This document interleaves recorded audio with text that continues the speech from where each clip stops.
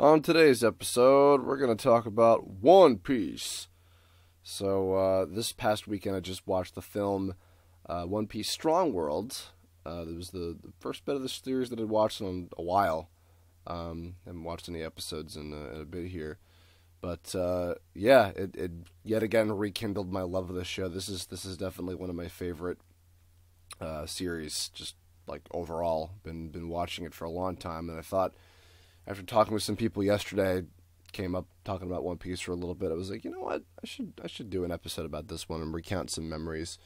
Because I've been watching it since, I want to say, like 2005 or 6 or something. It's been a while, but yeah, I love this show. It's another one of my absolute favorites, so I'm going to talk about it here.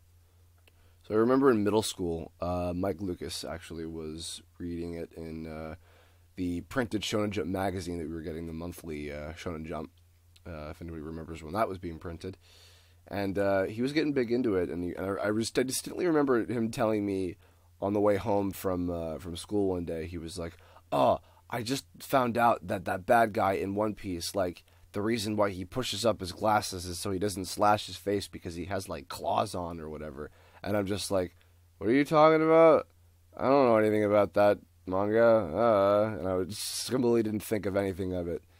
And then a few years later, I remember that 4Kids licensed the show, and they were going to be putting it out on their Saturday morning block. And I was like, "Oh yeah, it's the pirate show. Okay, cool." And didn't really think too much of it. But I know, actually, I do remember one thing. There's a Dragon Ball site that I used to go to, or that I still go to technically. It was called Daizenshu EX, and now it's Kanzenshu EX. I remember many years ago they did an April Fool's joke that was like a fake trailer for Dragon Ball AF, and they used clips of the Japanese voices of like Goku and Krillin and Trunks, I believe, but they were using clips of them from other shows. And they used the clips of Krillin's actress from One Piece because she plays Luffy, Mayumi Tanaka. And so I found that out, and I was like, "Oh, okay, I guess that character is voiced by a woman because I guess they're like a young kid or something." So I remember when the first trailer for One Piece was airing on like the Saturday morning, like the Fox Box block before it was 4Kids TV. At the time, this would have been like 2004 or 5, I guess. I don't remember exactly, but yeah, I remember hearing Luffy's voice, and I was like, "Oh, okay, I guess they decided to make him sound the way he does in Japanese." So I wasn't off-put by like him sounding like a girl doing a little kid voice, even though he's like a teenager at all, because I kind of had that preparation. So thanks to Daizenshu EX. Yeah, so I checked out the show, and surprisingly, this is going to sound like complete bullshit, but watching the show on like 4Kids or whatever, or the Saturday morning 4Kids version of it, was enough to get me interested in the show. I wasn't off put by it or whatever. I was like, "All right, this is kind of interesting. I'm gonna look more into this."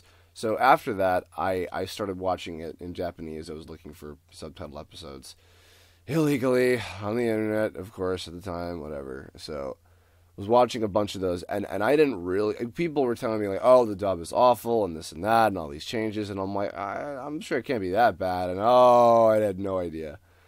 Ooh, I had no idea. So I started watching in Japanese, and I was like, "Oh, wow!"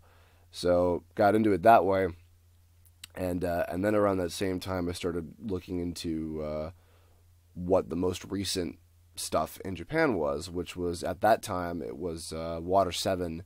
And CP9 and NES Lobby and all that stuff. And I remember watching that in Japanese. I remember I kind of came in around when Lucci and all his men were attacking the the Galila building, and the fire was everywhere, and Lucci turns into his big leopard form, and I was like, "Oh, this is cool." So that made a big impact on me. And just recently, finally watching that in English from the Funimation dub, obviously. It was really cool because I was like, "Oh, I haven't seen this in so long. I love this part." I think that Water 7 and NES Lobby together are my favorite parts of the series. So it was cool to see that again. So yeah, time went on, and then I remember around 2007, I was hearing rumors about Funimation getting a license for the show. and then ultimately they did, and it was really cool. And they started airing the Skypiea stuff on Cartoon Network. I was watching that, and I got a few more people into the series from there.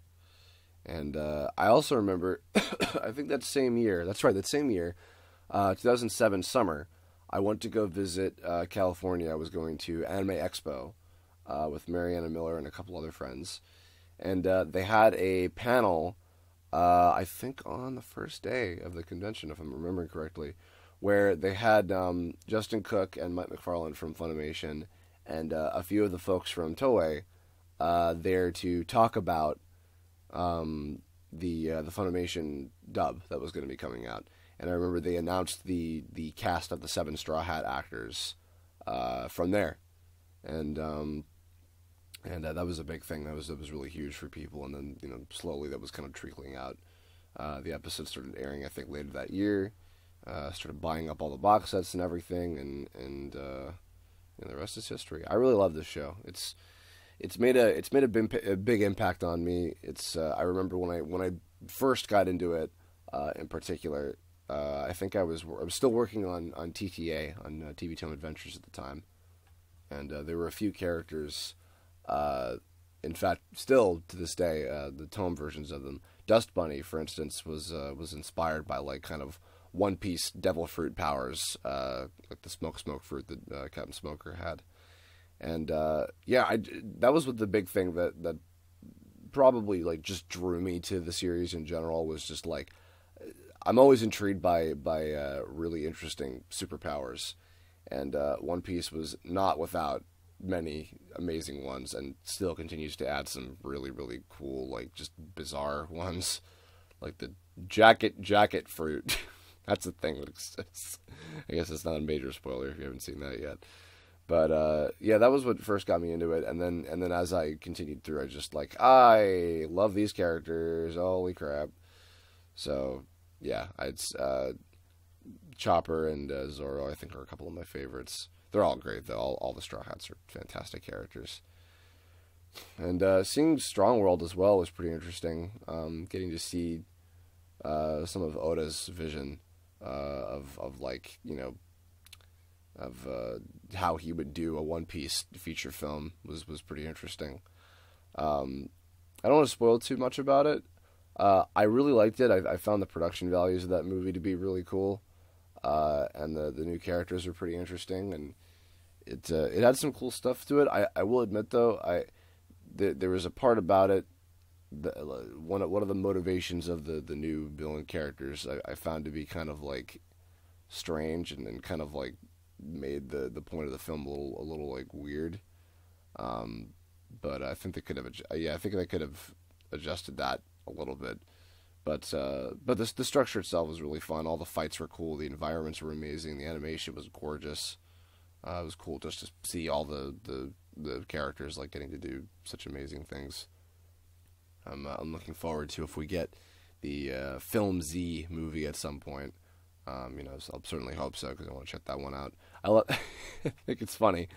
Character named Z, or Zeto as they pronounce it in Japanese, who has spiky hair and a giant mechanical arm. Amusing. Yeah, so that's what I get. So, but tell me, folks, in the comments, have you seen One Piece? Are you a fan? Do you have a favorite character or a favorite devil fruit? Have you not seen One Piece? Are you not interested in it? Why aren't you? Tell me. And if you're not, I'm gonna give a link in the bottom. I think that you should check it out if you're not into it. One Piece is there's a reason that the show is like one of the highest rated series in Japan still consistently to this day. The characters are really amazing. The story just absolutely draws you in. I know it's very intimidating to get into the series when it's like 600 million episodes long, but it's really amazing, and I would definitely recommend checking it out. Go to onepieceofficial.com. I'll have a link in the description, and check out some episodes because you'll be hooked before you know it. I gotta say, you'll really enjoy it. But if you have seen it already, leave a comment in the section below and tell me your thoughts and memories and hopes, dreams, aspirations of One Piece. And in the meantime, for my next vlog, which will be on Saturday the 18th, leave a comment, or you can also tweet, Facebook, or Tumblr me about ideas for the next video to do, because I've been drawing blanks on ideas lately, and I haven't been seeing ideas for questions. Maybe I'm just missing them, so I'm stupid, in which case I'm sorry if I'm missing your questions. Maybe it would be easier if they were top commented, so you should help vote with that. But yeah, what else? Yeah, that'll do it. But also, in case you didn't see already, I just released Tome Episode 1 Part 1 on my YouTube account last week, and this week I'm going to be putting out Tome Episode 1 Part 2, as well as the Tome Episode 1 commentary, which will be on the official website. So if you haven't seen my web series, go check that out. I'll have a link right here. And otherwise, that's going to do it for me. So I will catch y'all later. Have a good one.